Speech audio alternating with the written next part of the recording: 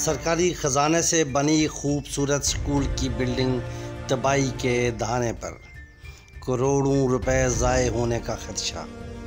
अगर इस जगह पे क्लासों का इजरा मुमकिन नहीं तो इस बिल्डिंग में डिस्पेंसरी कायम करके स्टाफ तैनात किया जाए। डिस्पेंसरी जो इलाके की अहम ज़रूरत है और आवाम का दरीना मतालबा भी आवाम इलाका का सूबाई वज़ीर नज़ीर अब्बासी, MNA अली असगर ख़ान और साबिक़ MNA पाकिस्तान मुस्लिम लीग नून के सूबाई जनरल सेक्रेटरी मुर्तज़ा जावेद अब्बासी से मुतालबा। ज़िला एबटाबाद की VC बीरोड की VC बांडी जोलियाल सराम बांडी में उस वक्त के MPA सरदार फरीद ख़ान की वसातत से मिडल स्कूल की मंजूरी हुई और एक खतीर रकम से खूबसूरत इमारत तामीर कर दी गई। ठेकेदार ने ठेकेदारी की, कमीशन माफिया ने कमीशन खाया, कौमी ख़जाने को लाखों का चूना लगा।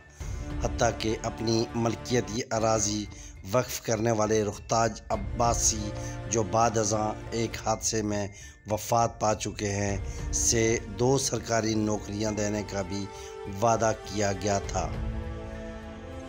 उनके मकान स्कूल के पीछे सेफ्टी वाल ना होने की वजह से ख़तरे से दो चार है।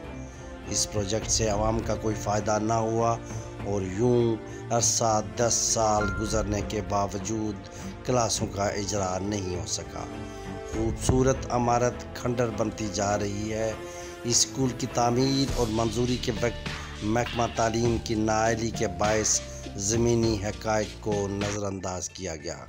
स्कूल के लिए मुताल्लिका जगह किसी भी तौर मुनासिब न थी, जिसकी वजह से आज तक यहाँ क्लासों का इजरा ना हो सका। जबकि इसी मोहल्ले में 2 प्राइमरी स्कूल, एक बॉयज़ और गर्ल्स स्कूल पहले से मौजूद हैं।